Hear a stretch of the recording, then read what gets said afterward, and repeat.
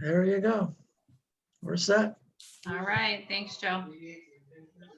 All right, so who do we have new Yeah, I'm here? doing the meeting.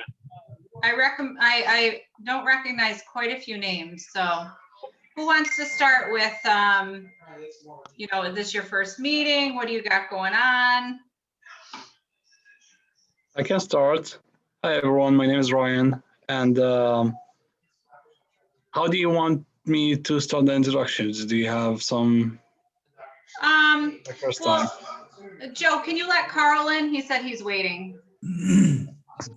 I would be happy to. You see him? There he is. All right. There he Got is. him. Oops. Wait a second. Oh, neat now. All right, got him. What you Thank you. Got him? Thank you, Beth. It wasn't showing up here. Oh, no problem. All right, so Carl, since you're a little tardy tonight, we were just starting intros. So Ryan, I think, was going to go first. Ryan, basically tell us: are you a new investor? Are you here to network? Here to learn? What are you here for? So my name is Ryan. I'm closing my first property in 2 months. Hopefully, it's been delayed. You know, the world of real estate. The tenant was not notified he should leave, and they're staying in the unit until God knows when. So that's my first one.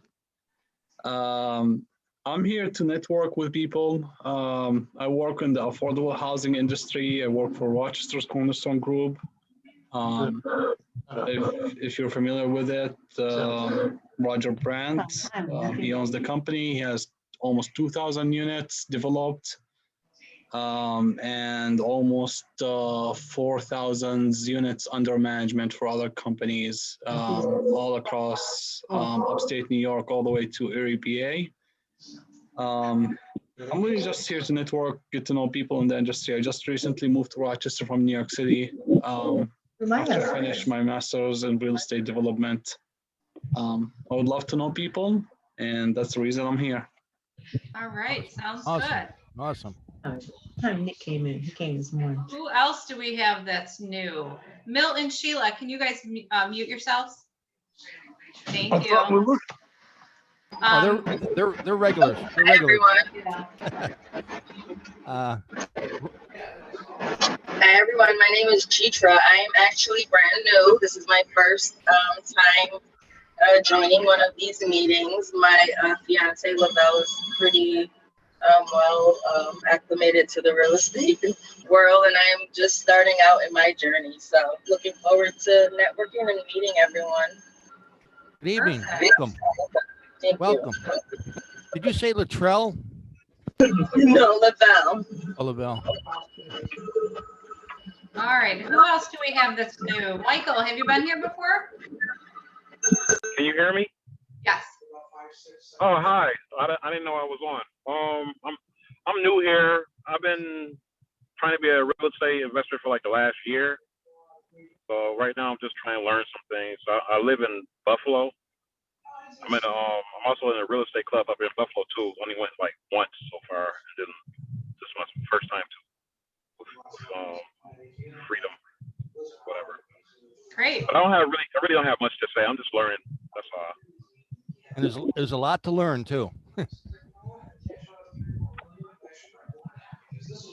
We got everybody? No. Lee V. Hi, I'm Elisa. Nickname is Lee. This is my first time here, and I have been listening to real estate podcasts for years now and just kind of itching to get into it. I just bought my first house for me to live in, and I just can't wait to try to get more property and learn more about it and connect with people. So happy to be here. Awesome. Welcome. This particular meeting focuses on do-it-yourself property management best practices. We share each other's successes and things that work out there in the field. Of course, we're in a very trying time right now. So a lot of things have changed. We actually had to learn a lot of new things over the past year. So that's what this meeting's all about. Well, we got everybody right. So we have a topic to kick off. Anybody want to bring up a topic? Leon, did you have any announcements or are we good?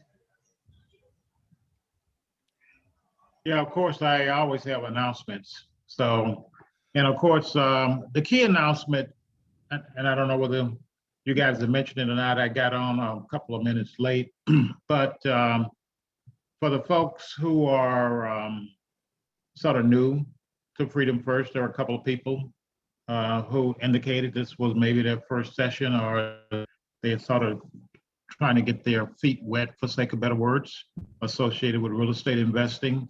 I just wanted to let folks know that I normally go through this long, drawn out, people would say, value proposition associated with becoming a member of Freedom First. But it is very simple.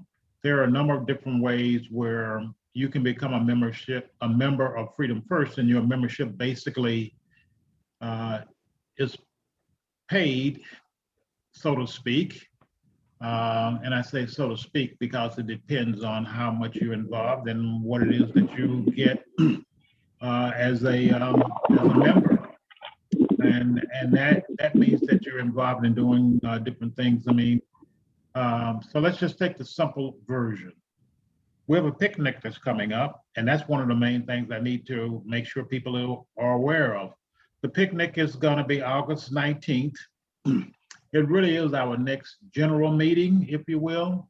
And that next general meeting, if you're a member, you can come. If you're not a member, then you're not able to come, unfortunately. Unfortunately for you and unfortunately for us. But what happens is if you are a member, that means that you'll come, and the main objective is to actually interact with people who are successful real estate investors, or maybe someone just brand new, just like you, but who knows? I know there are a couple of people who've done deals. There are people who are at different places in real estate investing cycle than some of the newer people are, and you get a chance to sort of knock elbows with them. The other thing is, when you look at what you get as a member of a real estate investment association, one of the key things is you get exposure to deals. You learn new techniques and ways of doing things. And you get a chance to meet other people who have the same thoughts and ideas as you do. And a lot of them have already been successful. I'm gonna go a little bit outside of the box here and maybe upset someone, but there are people on the call like Joe Lapabera, Carl Weeks, Beth Short, and all those folks are proven real estate investors with high levels of success. So you come to the meeting, come to the picnic because you're a member, and you talk to Joe Lapabera and you find out what he's doing, because typically he wholesales between 80 and 120 properties a year. And you find out, how does he do it? And you start a conversation with him, and then he may say to you, okay, I'll let you follow me around today to see what it is that I'm doing and how I'm doing things as a wholesaler. He also buys and holds and all sorts of things. You may decide, well, gee, one of the things I really need is I need to be able to fund my deals. So there'll be people there who their strategy for real estate investing is that they are going to look to provide funds for projects that they feel really comfortable with. And you could have someone who funds a deal for you so that you don't have to go to a bank. So all those things are possibilities that you would get if you showed up at the picnic. And you could come and you could bring a guest, and the food and the drinks are free. You just have to be a member. And you get all those other things that I talked about and then more. Because the same thing I just talked about that applies to Joe also applies to Carl and also applies to Beth. It's just that it's in a different real estate investing space. They're in the space associated with being housing providers. And so when they talk about things, it's going to talk about real estate investing, it's going to be from that perspective, where Joe will be talking about it from the perspective of what are some of the strategies that you could use to be successful as a real estate investor if you were not doing housing. So a long way of saying, I think it'd be a good idea for all those folks who are just starting off and are really truly interested in real estate investing to spend $169 a year to become a member. And I'll finish my value proposition by saying, so you come to the holiday, you come to the picnic, and we also have a holiday party. You know, last year we had it at Da Vinci's. We plan on having it at Da Vinci's again this year. And you can bring someone, and there's a slight difference, very small. You can come and you can bring a guest, and the food and the networking and all those things are free, but we do not pay for any alcoholic beverages. You would have to cover that yourself. But so the value proposition is just go through the numbers. Where can you go where you can take someone to an event and you and your significant other would be able to do it for $169 for the things we talked about. And I'll let Carl just talk about my ribs, but I changed my recipe a little bit on the ribs for all those folks who are interested. I got them the normal spiced up ones, and then I kicked them down a notch or two, Carl, for the people who can't handle it. So I put my ribs up against dinosaur any day. So and I think if you come, you would find it to be a very enjoyable event. It's at Webster Park on August 19th, starting at 6 and ending around 9 o'clock. And I think that you would find the meeting very worthwhile. If you have any other questions associated with it, please go to the website and you can become a member at the website, and you can also sign up for the picnic at the website. So I think that was the key thing that I needed to touch base on. We'll get a chance to touch base with the folks at the alternative meeting coming up. So just wanted to make sure I covered that base. Did I miss anything? Oh, we're all good there, bud. All right, that's great. That noise. And thanks to Beth and Carl for basically taking this portion of the things that's done by Freedom First and being the subgroup leaders associated with this segment of the housing providers. Thanks for all that you guys do. We have enough new people here. Let's just do a brief intro, Beth. By the way, Leon is the president of FFREIA. I don't know if we said that. Like he's our I didn't. He's our fearless leader. Myself, I'm closing in on 40 years full-time property manager, investor here in Rochester. Melcar Enterprises is my company. I'm at the point now I do a lot of investment coaching and pre-purchase consulting. I'm available for that. I'll put my name and number in the chat a little later on for you. So that's what I do. Been a long ride. Beth, how about you? My name is Beth Short. I am the Director of Operations for Gallagher Property Management. We have roughly 550 units under management, mostly in the city of Rochester. Majority of them are lower income. So every day is a different story. We have 11 employees, ranging from office staff to maintenance. So we have about 180 different owners. So lots of different things that we deal with on a regular basis. So just when I think I've seen it all, something new pops up. Absolutely. Let's start out with refreshing things that are in play right now. We're going to touch upon the moratoriums, and we're going to touch upon rent relief and some other stuff. So right now, we have two moratoriums working side by side. The federal one's the CDC moratorium with the declaration form being filled out. That's going to be ending in about 8 days, I believe. Yep, about 9 days. It ends August 1. It's pretty certain that will not get extended. The second one is New York State eviction moratorium, and this has been extended to September 1. And with a lot of rumor that's going to get extended beyond that. So, and it's not good, because what it is that allows a tenant, not go through the eviction process, even though they're not paying rent for a very long time. There's a declaration that they fill out. They don't have to prove anything. It's just a signature, according to the court. So that's been going on for about 8 months, Beth, about. According to the clerk's city court, they have a ton of declarations filed. So a lot of people, they go to court, they have a declaration signed.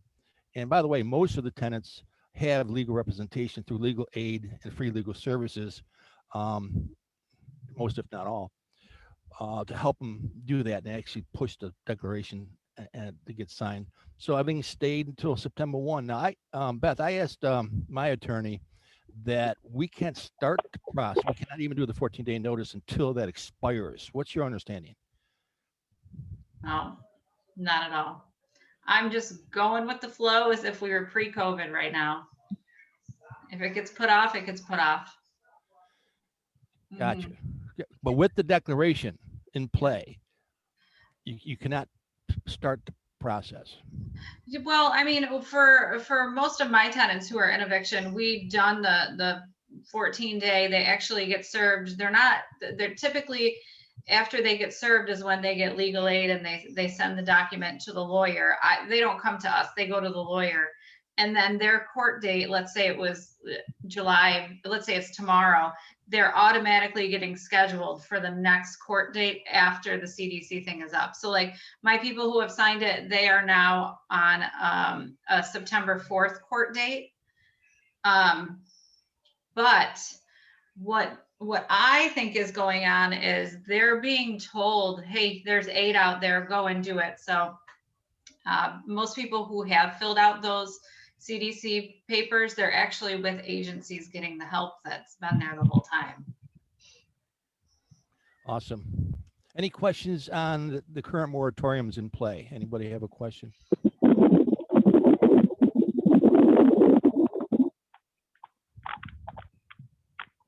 We're all good. So the rent relief program, EPI2, that's the second round of funding.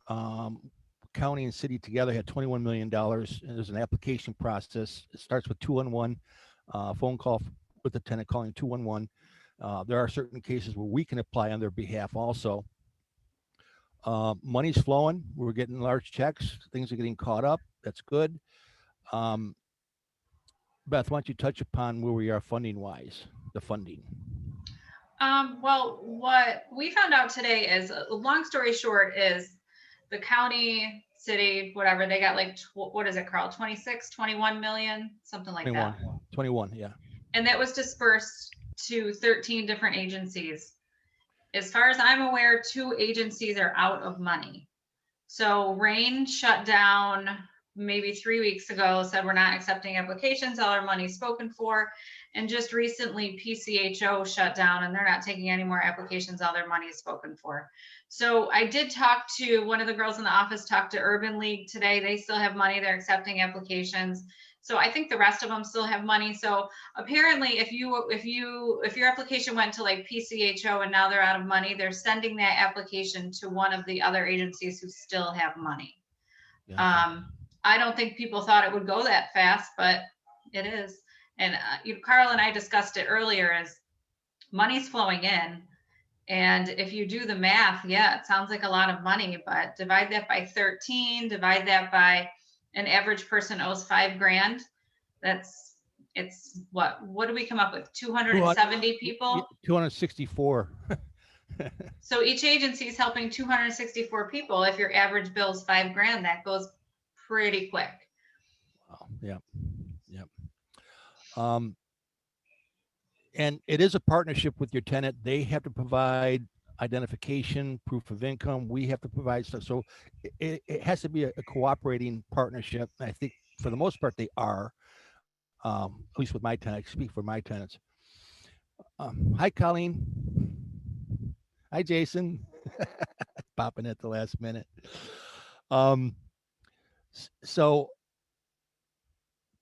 anybody have any, if you've gone through the process, if you want to share your experience and any do's and don'ts or up and downs, just unmute yourself and chime in.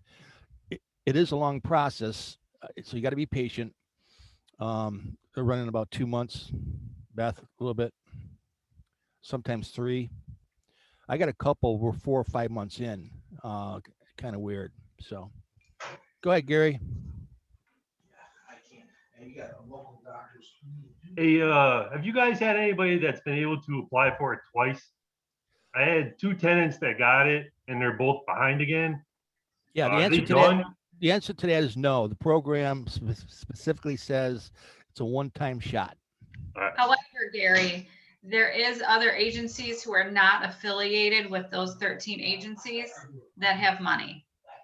And Can you name a few? Okay, Salvation Army 100% is bailing people out, and they weren't before. There's churches constantly are bailing people out, and I don't like that, because I find that it's just enabling tenants. They just go from agency to agency to agency, that they're not learning anything. And one thing that we did do, and this will kind of blow your mind, is, I mean, our collections was not horrible to begin with, but the people who were behind were very far behind. Those people who were bailed out and paid their balance to 0, only 20% of them are paying again. So 80. No, that's what I think. Yeah. Because I had 3 tenants get the assistance. One she's gotten a good job since, and she's been fine. But the other 2 have gotten behind again. And it's like, it's no big deal. Like, I think they thought that maybe they could get on it again. And I called the 211 number myself. And the woman I talked to said that, no, it's only one-time shot. You can't get it twice. So I relayed that to them. And I don't know if they called after I did to hear it for themselves. But yeah, it's just, it kind of created a problem that that you bailed them out once, that it's only a one-time deal. Yeah, I think it definitely enabled. And I wish I had my woman on here who does everything with the agencies, because she could tell you 10 different places who are not affiliated with those 13 that do it. I'm not really too sure how they find them, but I know a lot of people get it from churches. Yeah. All right. Cool. So let's talk about the 12 months going back, 3 months going forwards. Certain tenants are eligible for 3 months going forward. I got a bunch of those. I think, Beth, you did too. But how you allocate the forward months is between you and the tenant. Why? Because they go back a year. March begins March of 2020. You go to a year, it goes up to February. You got March, April, May, June, and July still due. And they pay 3 months ahead. So I apply it to March, April, May. Now they owe June and July. So I take the 3 months ahead and put it a continuation of that year. That's how I've been doing it. Nobody's questioned it. Frankly, I don't think they care what we do with the money once they ship it out. What's your experience, Beth? Yeah, I've had a handful who are paying the 3 months in advance, but it pretty much has caught them up. Right.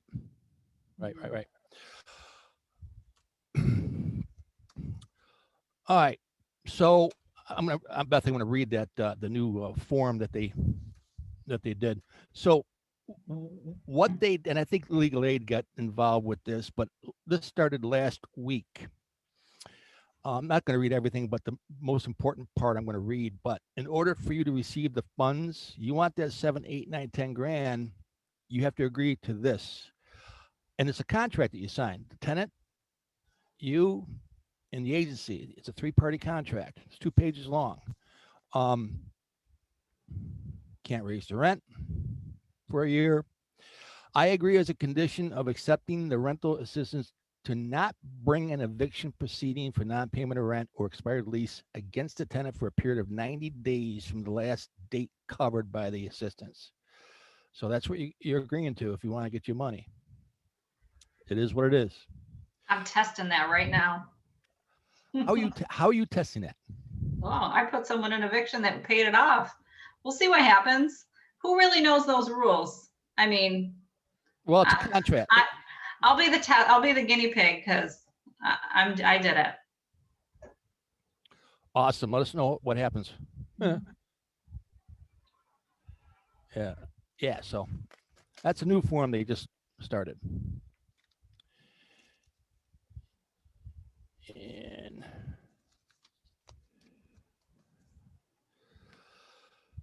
And for a while we were doing, before the rental assistance, we were doing cash for key program, pay them to get them out because we couldn't evict them for a long time. Some people jumped on that. Many did not. What was your experience with that, Beth, way back there? It worked for probably the first, through 2020, it worked pretty well. 2021, meh. They're just riding it out. Right. Yeah. And why do we do that, and why it's important now? It's because the Tenant Protection Act from 2019 creates this process of petition, eviction, and so on. You're into 3-4 months of timing, especially when there's a payment plan or a settlement. And I've seen some cases go 5-6 months. So you got all these months not paid rent. It might make sense to pay them a month or 2 rent to get out.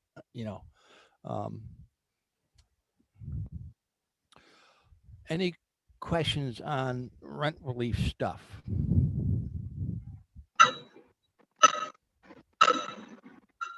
Anybody want to share? Lavelle, you want to share a story? No? I'm sorry, I don't really have a story. It's more of a question per se to kind of understand where things are going future-wise. I kind of like to look forward and see what's on the horizon, especially government-wise and all these social programs that are allowing tenants to get bailed out per se, as far as contractual agreements. What has there been any explanation as far as a specific end in sight? Like what excuses are they providing as far as the actual need for aid? Like, what is the reason? Oh, okay. Lost. Lavelle, turn your sound down. Turn your sound on. Mute yourself. There you go. Thanks. You got distraction going on over there. It's a number of things. Reduced hours at work, loss of employment, being able to get unemployment insurance qualifies you. And there's a few others. Beth, jump in. Yeah, I think his question was like, what do we see in the future and the longevity of it? I've expressed my opinion before. I think it will get extended for sure. Monroe County, the city opted out of the whole state program. And I was telling Karl this earlier, the state program hasn't released a penny yet. They have promissory notes out, but they haven't written the checks. I think that's very calculated, that they're just going to say, mid-August, we got to extend it because we haven't got the money out. I just think that is what they're going to do. I don't know if you saw today, but unemployment numbers went up by quite a bit in New York from last week to this week, which I think is going to play a role on them extending it even further. And then the new variant that is out there, you know, I think they'll use it to their advantage for sure. And I know tenant unions are going crazy trying to get it extended. Yep. Any other questions? I just have a question in general for all of you who's been doing it for a while. What percentage are you seeing of your tenants overall trying to get these COVID relief funds? Have you seen any sort of trends in regards of areas or the type of assets that you're investing in or the type of income? How can a person try to mitigate this risk if possible? Great question, Ryan. My advice, location where the property is makes a big difference. The lower income you go is where you see more of the problems with rent and this kind of activity that goes on with rent issues. And so when you start going upper scale or high end properties, you don't see a whole lot of that. Plus, a lot of those folks wouldn't qualify anyways. It's meant for low income, no income kind of folks, and you find those concentrated within the city. So that's how you could look at that and decide what kind of property you want to buy. I mean, this is eventually is going to end. This is going to end. How long? Who knows? Did I answer your question a little bit, Ryan? Yes, I did. Thank you. Beth, you want to add to that? Yeah, I mean, as far, like, we're mostly probably 70-80% low income. We're still at like a 91-92% collection rate. So, I mean, the people who aren't paying, they haven't paid this entire time. So, and we hound people for money. Even if they're little payments, if they're trying, we work with people nonstop. I know I sound kind of cynical with that for home eviction, but if somebody's not paying and fulfilling their rental obligation, us as landlords have a right to get that person to fulfill it. And unfortunately, I think that's what New York State or the U.S. is taking away from us right now. But if somebody needs the help, I have no problem working with them. But at this point in time, there's just people clearly taking advantage. And the working class typically has better things on their mind than how to not pay their rent. So I know that sounded kind of bad, but they just pay the rent. They understand the contract they signed. So if you buy properties in an A or a B area, suburbs, the better part of the city, I personally don't think you would have a problem with collections rates. But even if you buy are in the low income, you just have to do your due diligence with your placements. That's my opinion on that. Yeah, absolutely. I was going to touch upon that. The other factor is the quality of tenant is regardless of location. And some of you have been to my workshop on how to attract, identify, and select quality tenants. And right now, it's a true testament of that in this environment that we're in. The importance of selecting the quality tenant. Right now, the problem is they're few and far between. My God, it's like a needle in a haystack out there. I think you have to be very careful. I mean, I'm denying 9 out of 10 people, probably more than that. And you cannot take someone's word for it. Is again, sounding pretty cynical, but I don't talk to the tenant. The first thing I do is call their landlord references. So, I mean, if you listen to a couple recordings before this one, we went over in depth on what we do to screen tenants. And that is something I personally would never farm out to a company to do. I think credit reports show way more than what you pay for. I think you have to run credit. That tells you a lot. How about social media? Oh yeah, social media for sure. And then the other thing is if if you don't do that, you're going to get burned really quick. And I suggest, Carl, I don't know if you do this, but I do know other landlords who, somebody applies for it, the first thing they do is they call that prospect and have a conversation with them. It's like a job interview. They're going to be on their best behavior. They're going to tell you what they want to hear. I don't waste my time with that. The first thing I do is run the credit report and call their landlords. And if you didn't give me 2, sorry, you're denied. I require 2. So I think you have to have your systems and procedures in place. And that is, if you got a great deal on a house and you have a crappy tenant, that was not a good deal. Excellent advice. Let me throw in, I believe the most important step, and that's the home visit. Always visit where they live. What you see is what you get. And even if they live with somebody, visit that. Or they moved out of my favorite is when they move out a month ago or 3 weeks ago or 2 months ago. I go back to that property, that empty property. Oh my God.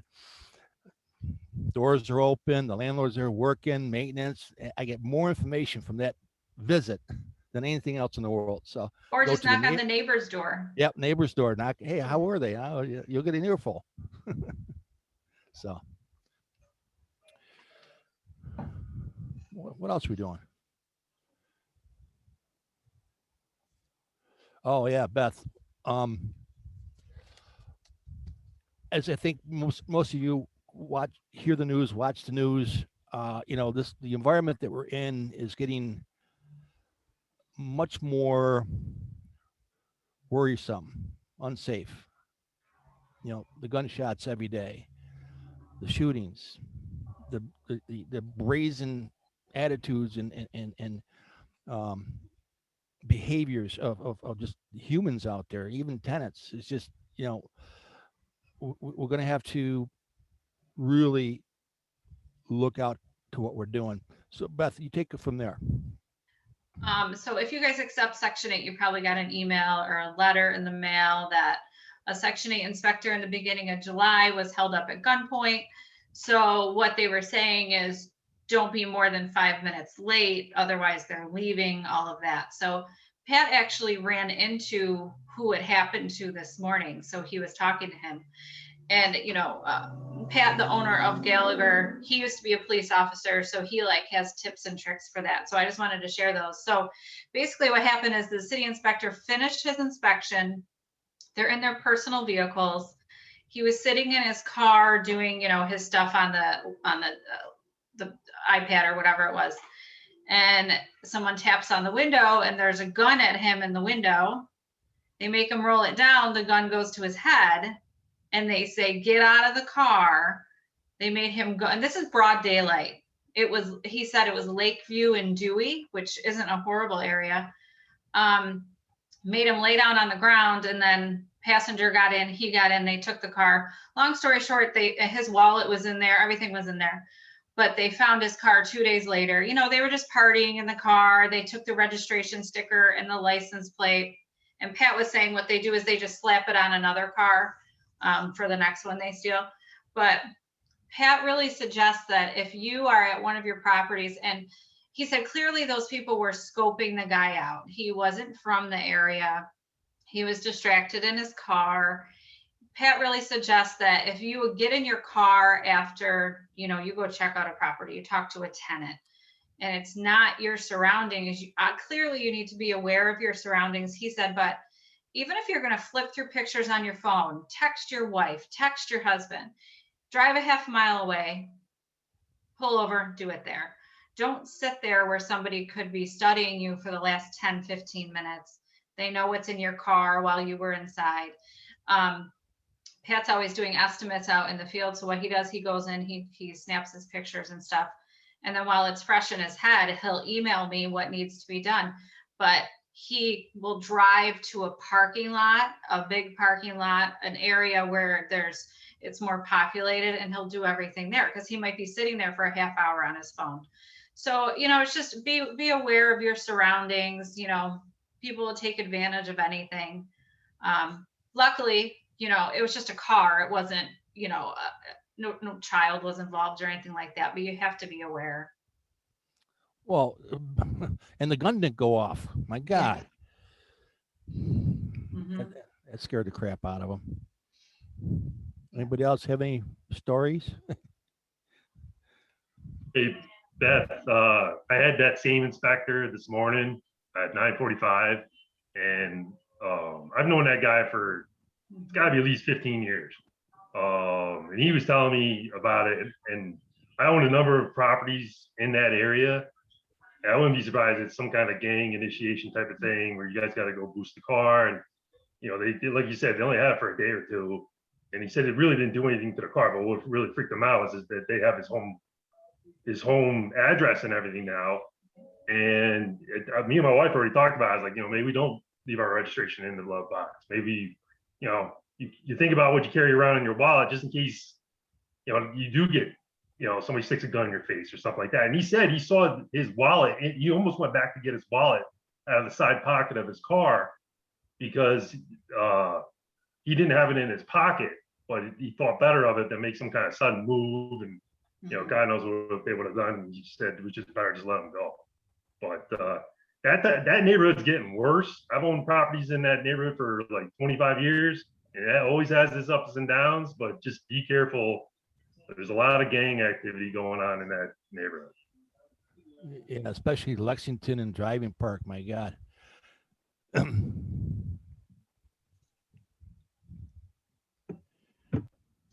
Yeah, luckily my maintenance guys haven't had any issues, but they're very diligent on locking the car behind them and all that. But other than that, we haven't had any issues. I have a story this goes way back though, 30 years or so, back when drugs was a real big problem, open air selling drugs. So Walking Terrace, and I still manage that property today after 35 years. Walking Terrace over there between North and Hudson. We hired an alarm company to install alarm in the place, and the horn outside and all that kind of stuff. Long story short, he gets kidnapped in his car.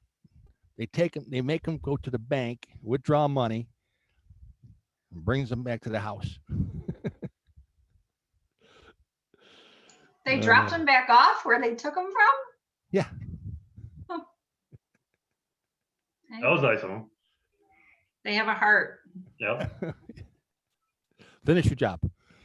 Hey, one other, it's kind of related to Section 8 though. I own a house on Clay. A woman with her 2 kids was living there. Everything was fine for a year and 3 months. All of a sudden I started seeing random dudes coming in and out all the time. One time there was a heat call. I went check on the heat, and there's like 2 guys sleeping on the floor. I didn't really think anything about it.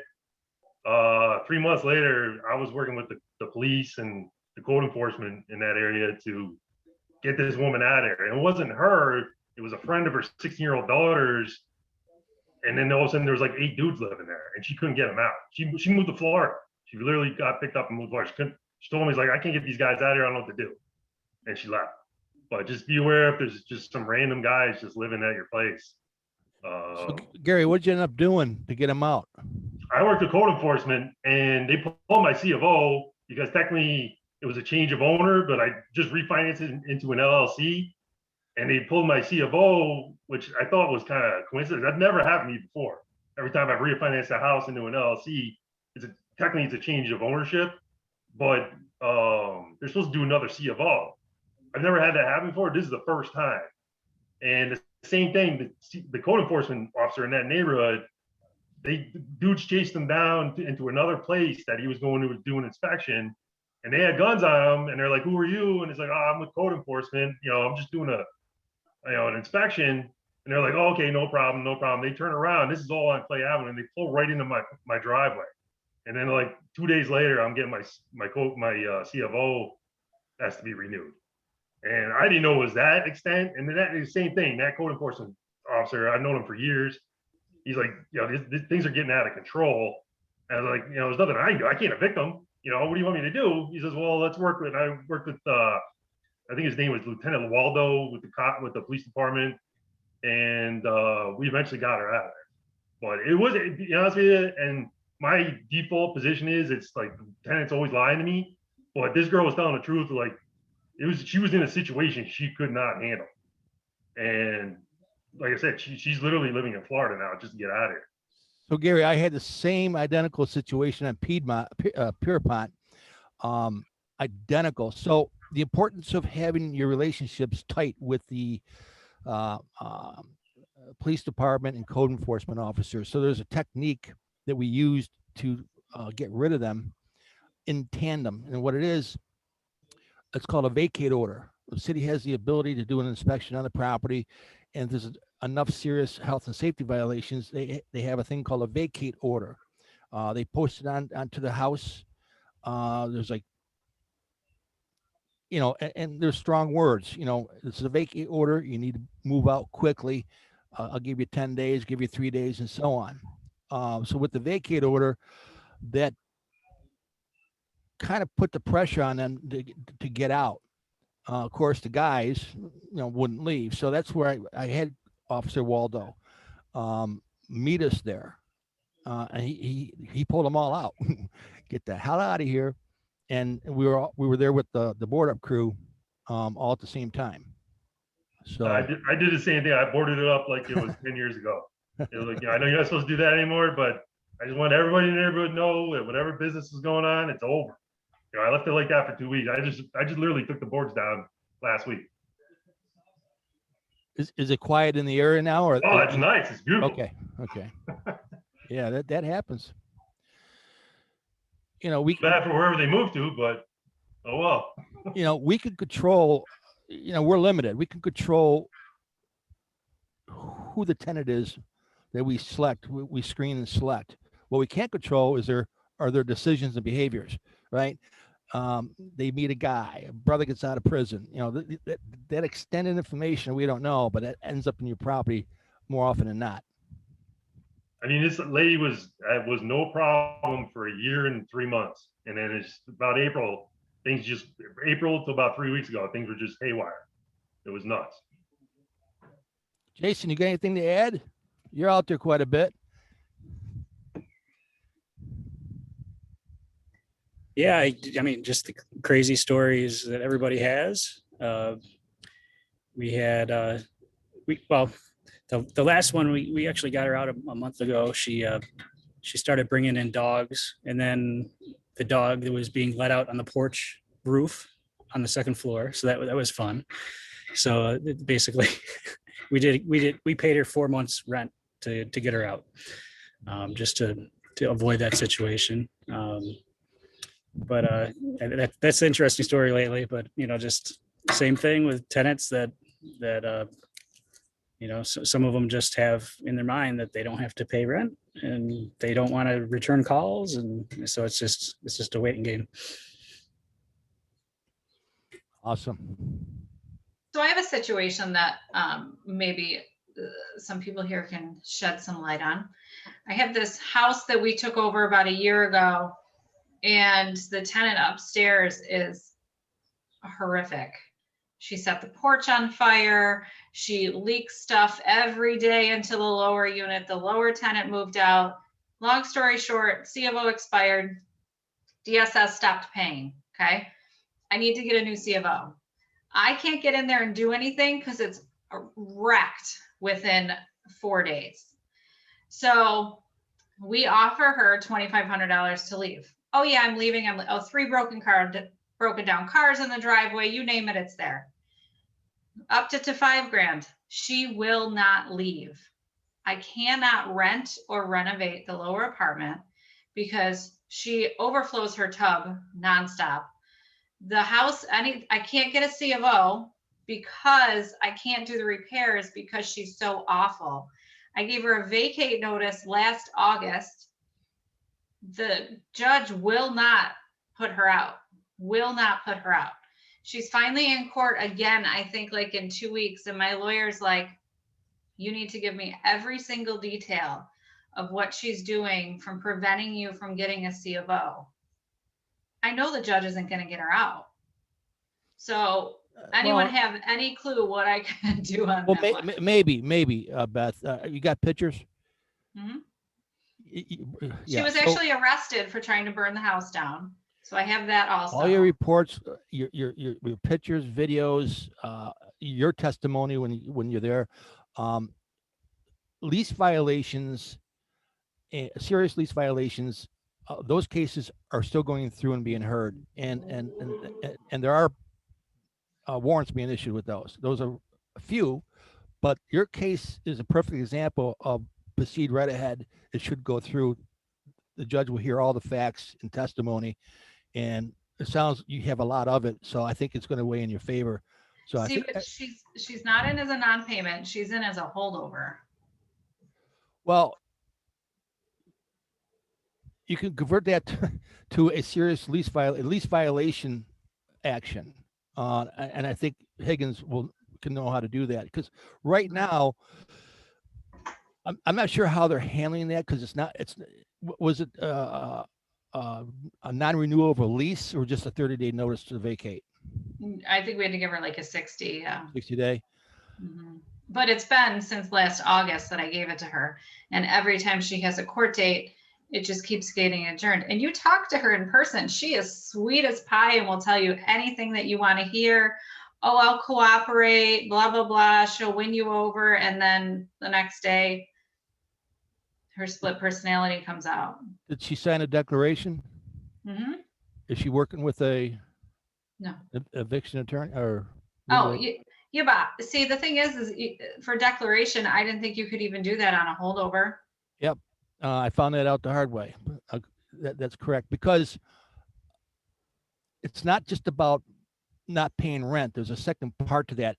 If I move, I will put myself in danger because of COVID. There's some kind of wording with that. So it had nothing to do with rent. It was other reasons that she checked off on. And yeah, the attorney said, yeah, you can't do anything. I thought the same thing early on, Beth, and I was wrong on that. Okay. So that's a tough one. And if Higgins got on his feet, he can convert that into a serious lease violation, or at least explain why he did the holdover with all the proof. And it depends upon the judge you get. Who's on right now? Do you know? I don't know. Beth, Hi. what about health concerns? The thing is there's not anything, there's not a sewer issue. I know someone just put an electrical issue. There's not any of that stuff in the house. I'm not going to create it either. You know, there's nothing that I could, if her furnace decided to stop working, that might be an out, but I don't really feel that's ethical. But what about the dampness? You said that the tub was overflowing. In all of the heat that we've had and the rain, there has to be some mold that's forming somewhere. Well, we check the lower unit all the time, and there's always, you know, at least when somebody lived down there, she could tell us when they did it, because her ceiling was always leaking. Basically what she does is she gives her kids a bath and they just splash all over the place. Yes. It's nothing to do with a pipe or anything. And then she mops her floors and like dumps the bucket on the floor.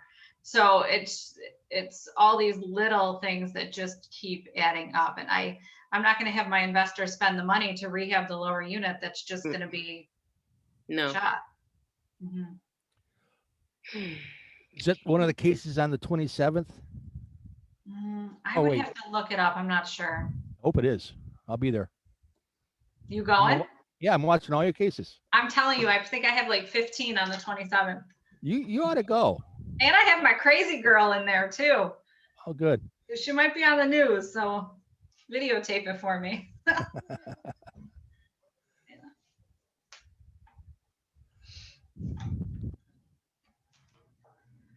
right.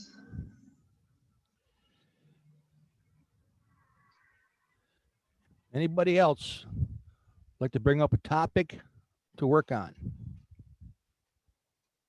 We're kind of done with our stuff, right? Well, you know, it has been pretty negative this hour, I will say. But I do want to say, especially to the new people, and Colleen, you can probably back me on this, but your return on investment in Rochester is so much higher than other parts of the country. Like we've been looking at places out of state, Ohio, Florida. If you get an 8% return, you're dancing in the street. You can get a lot more than that in Rochester. But as I said earlier, it's all about tenant placement.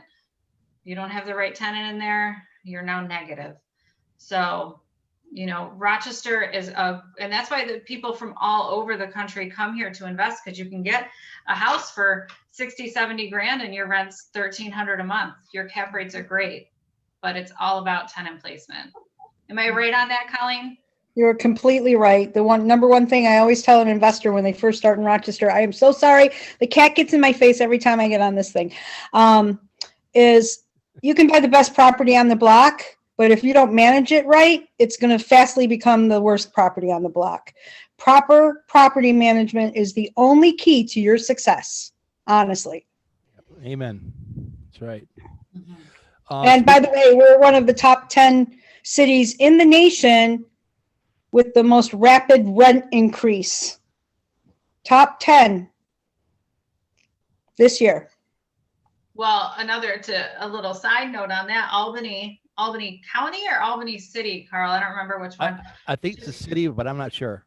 They just passed Actually, I got it right here. good cause, rent control, all of that. So I mean, That's heading to Rochester too. Absolutely, it will. I mean, for us, it's really only 6 units and up. Doesn't affect our company too much because we're mostly, you know, smaller places. But that's for the rent control. So good cause eviction. Can you help explain that for the new people? Good cause eviction. Oh God, it's been so long. You basically have to have a reason. Correct me if I'm wrong. You have to have a reason. A valid reason. To ask them to leave or to non-renew. So if somebody is like right now, if you have a tenant who calls, you know, every other week for a spider in their house or just these nonsense repairs, and you're like, you know what, forget this, I'm non-renewing that person. That would be considered retaliatory, and you cannot ask them to leave for that reason. If they have a bad payment history, is that one of them, Carl? Yep. Yeah. Yep. I'm So pulling out the legislation now. I actually have it here. I believe there's like 1 of 10 things that the landlord has to abide by, all 10 things to be able to take it to court. And that just stripped a lot of your property rights right away from you. And we can't let that come here. No. Yeah.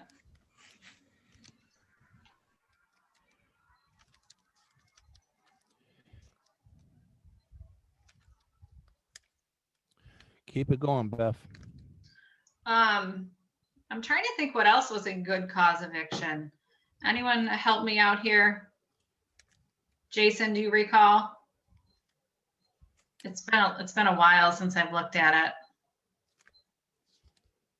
I think they got in there rent control. I could be wrong, but you can't raise rent more than 5%, I believe. I got it right here, Beth. Let me read it. It's been a while. Give me other glasses. There they are.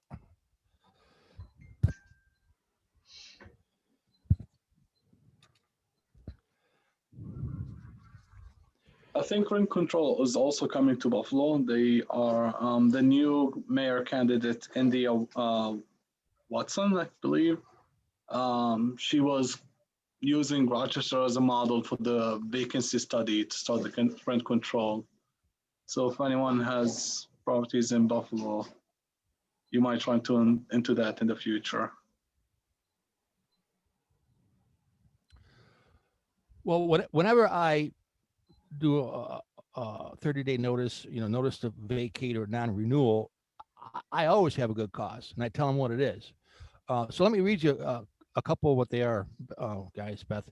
So part of this city of Albany, by the way, the law would also cap rent increases at 5%. A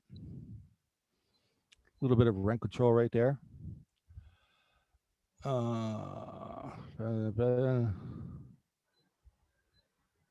Okay, so To remove a tenant, one of the following grounds must be met. The tenant has failed to pay rent. Duh.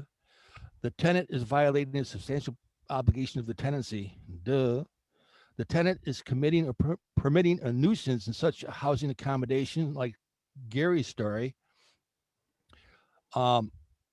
Occupancy of the housing accommodation by the tenant is in violation of or causes the violation of the law, and the landlord is subject to civil or criminal penalties. Therefore, tenant is using for illegal purposes. Tenant has unreasonably refused the landlord access to fix the place, or for showings for mortgagees or prospective purchasers. The landlord seeks in good faith to recover possession. No, it doesn't. That's in the landlord seeks in good faith to occupy as an owner occupant. All those reasons I already use. Those are my reasons. I tell them, am I 30-day holdover or 30-day notice or 60-day notice? I actually have boxes checked. Those bulletin boards, I have them all in there, and I check which one it is. I do that because it keeps me clearly out of retaliatory eviction status, but letting them know why I'm doing it. I don't want that retaliatory eviction even coming out of anybody's mouth. So they know right up front why I'm doing it.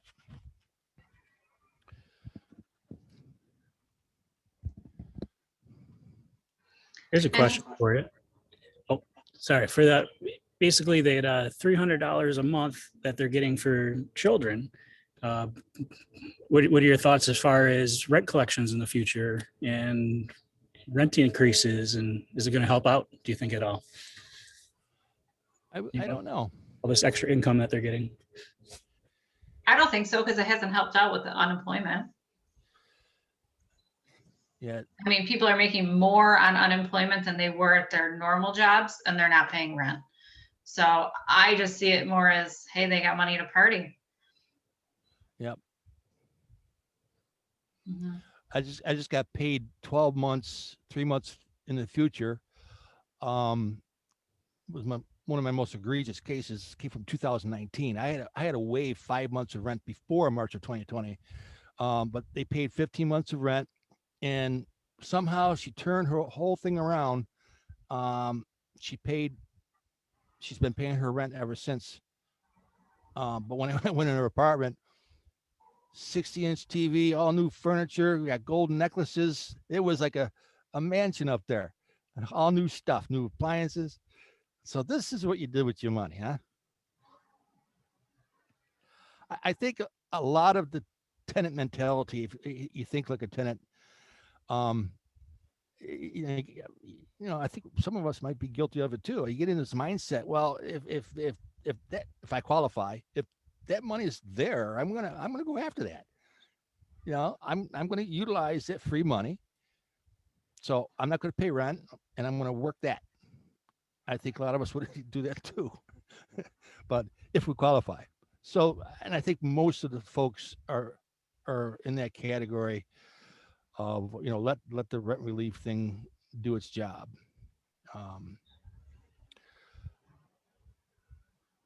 So, oh, I forgot to mention, Beth, did you get that thing I sent you? Yeah. So let me find out where it is. Way too long for me to read, Carl. All right. In that time frame. I'll recap. Well, that's good stuff. You know, later on, read it.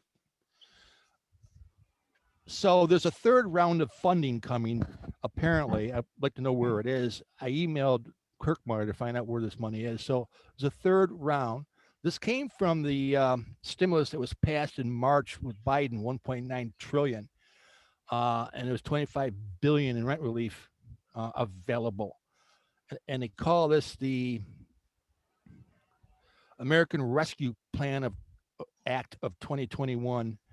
And so the city of Rochester, very similar to the EPI, the funding that we have now, the city of Rochester received $6 million to be used the same way that's happening now. And there was a county gets about almost 14 million. And Beth, there was some verbiage in here that they're going to be doing their own separate programs, but then they contradict themselves. That's why I want you to read it. They contradict themselves saying, "Oh, we're going to do it together again." So I don't get it. But there's $6 million there somewhere. So Yeah, but did you see they have till 2027 to spend it? I saw that. That's nothing. Why wait? Right. I was wondering if there was a typo. 2027. Yeah, really. I don't know. So I actually have been talking with counties and cities about this for RCG, and apparently we even got in contact with Senator Schumer's office, and they clearly have no plan how to use the American Rescue Plan funds yet. That's we talked to Oswego County, even in Erie, Pennsylvania, there is no plan whatsoever. To use that $6 million or whatever each county is allocated to, because we do affordable housing, and part of that American Rescue Plan funds is for affordable housing. So they don't have any plan. They don't know yet. So they're just holding on to it. The money they have not received yet, but they still have no plan how to administer all the money. So right now the state has the pile. Probably on the federal level, because even the counties have not got it. Maybe the state, I'm not sure yet. Yeah, so is it going from federal? Well, actually, the legislation says it comes right from the Treasury Department. So I think it bypasses the state altogether this time around. Yeah.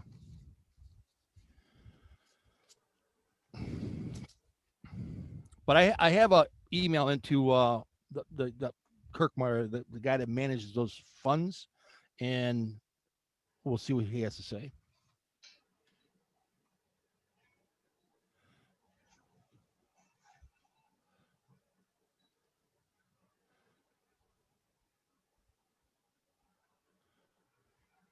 All right. Beth and I agreed that we're going to sign off a little bit earlier for this July meeting. So we'll wrap it up with anybody has any last minute things, any questions or things you want to say or ask. I just want to ask about the group in general. Is it one monthly meeting? And the membership is $169 a year, correct? Right. So we have 4 monthly meetings. This is one of them. This is a support group. We have 2 management ones. We have 2 alternative meetings, alternative investing. And why we got Joe on here, he's a moderator. Joe, jump in and explain the alternative investing model that you do. That's twice a month also. 1 a.m., 1 p.m. Yep, Carl, that's it's twice a month. Beginning of the month, it's in the morning, first Thursday. Third Thursday is going to be in the evening because some people work. And then a lot of people usually have more in the evening, so we try to, cater to that. And basically it revolves around everything except for tenants and toilets. If you want to know about wholesaling, if you want to know about, lending, flipping, buying properties, anything having to do with making money, whether it be tax liens and just like this, it's open forum, and it's a great place to connect. Just like this group here, you get a ton of information. Okay. Thanks. Thank you. No And problem. Carl, there's also the general meeting. So Right. there's five meetings a month. Awesome. Sounds good. Yeah, a lot of networking goes on, and it's 169. That's pennies compared to what you receive. Yeah, over that's the my years. Netflix membership. Yeah. So again, for the new folks looking at properties, that's what I do quite a bit. Pre-purchase consulting. We look at the property together. I develop a TOI, true operating income expenses. now and in the future. See, the property inspection is a snapshot of what happens today. I look at the financials of where that's going to be 5 years from now in terms of rents, expenses. Carl, let me jump in there real quick, especially for new people. Just because your property has a brand new C of O, it could be a piece of crap. And we take over properties all the time with a brand new C of O, and I don't know how the heck they got a C of O. So I would not forego the inspection. If you're going to forego the formal inspection, hire someone like Carl, hire somebody to walk through and say, sure, I mean, you have a new C of O, but your furnace is going to kick it in the next 5 years. Your hot water tank is going to kick it. They did a crap job on the roof repair. Your dormer's leaking. So just because you have a new C of O does not mean your house is bulletproof. Great point. All right, here's another question for you guys. Do we do a meeting in terms of grants and programs for landlords within the city of Rochester? I know there's a couple for owner-occupied single-family houses, but is there any for landlords to help, weatherization or just lead mitigation? Well, currently, I'm going through a lead grant. And again, it's layered with paperwork and so on. So for housing providers, there is a grant, lead abatement grant available. The county one is shut down right now, I believe. City is still up and running. But that's there. It's $32,000 per unit. So double house, $64,000. You have to contribute 10% out of pocket. So you're getting a 90% discount on the job. And I'm just beginning one right now. There's an application. You pick up the application at any of your neighborhood service centers. There's 4 of them in town, in each quadrant of the city. So Pat talked about the grants for windows. I was told that right now, no. I think there's some through NYSERDA and maybe RG&E in terms of energy efficiency. I'm not sure about RG&E, but for NYSERDA, you can get, for example, one project I'm working on in North Tonawanda, we can possibly get 1.2 million for 87 units for going all electric on the project. Gotcha. So NYSERDA does a lot of these grants, and it's you can go probably 100% of the cost, but I'm not sure if they can administer smaller landlords. But for our situation, it's 100 units, 150 units, so that does work for us. Now, Pat, if you're looking for windows specifically, if they're lead paint windows, you may be able to get it in the lead grant. I've had a lead grant go through replacing all the windows, but obviously they're doing a lot more than that. But if you're looking something for specifically windows, I know owner occupied has grants, but not landlords.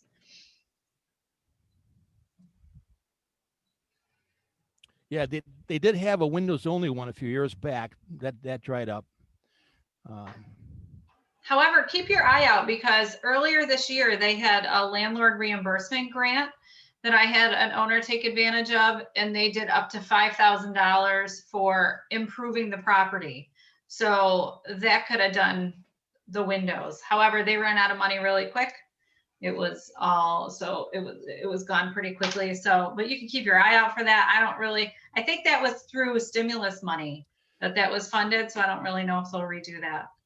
So Ryan, the City of Rochester website is loaded with all those answers. Everything about grants, who, what, when, where, and why. Pop right in there. You might find something in there we don't even know about. Yeah, I did look through it. All of it is for single family. I could not find anything specifically for landlords or a 2-unit, for example. Yeah, they're there. It's in there. Okay, I'll double check again. Thank you.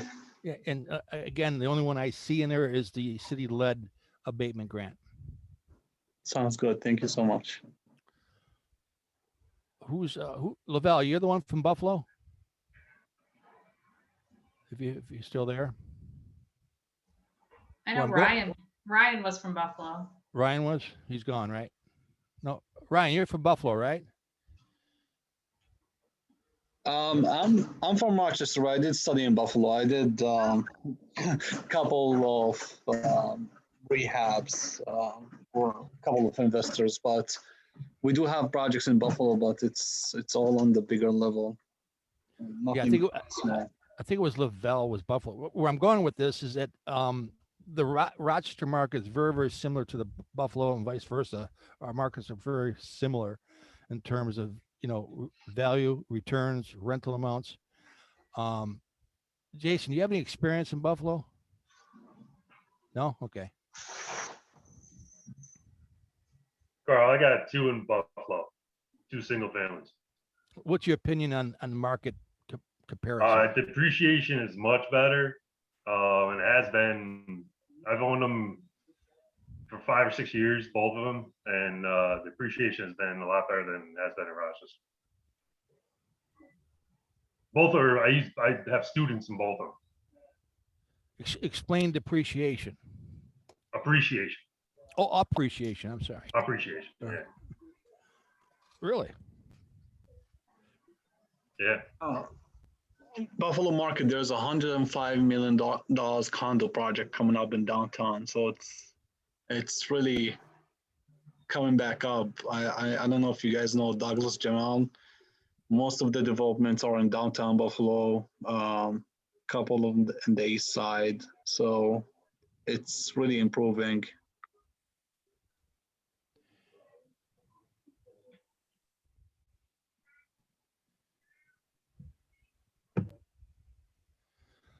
All right, about to wrap this up here. Anybody else before we turn this loose? We're all good. Joe, you want to say any final words, thoughts? You're all good?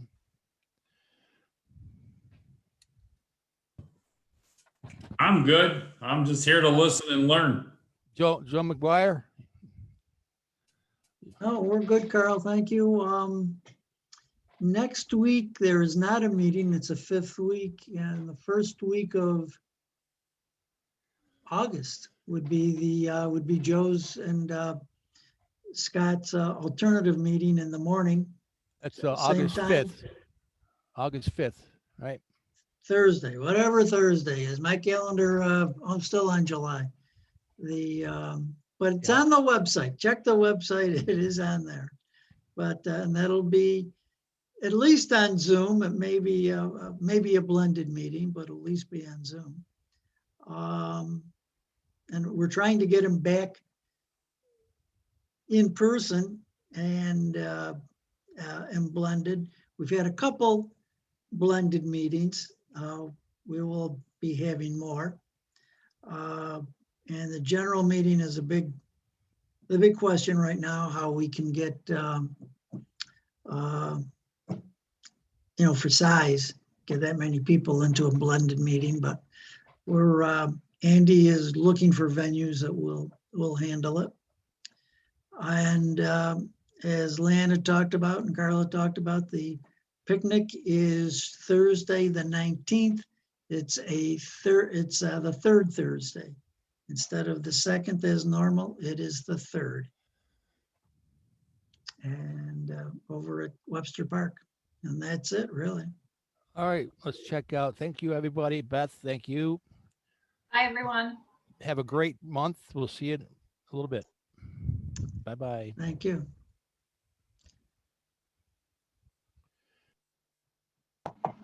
Good night, all.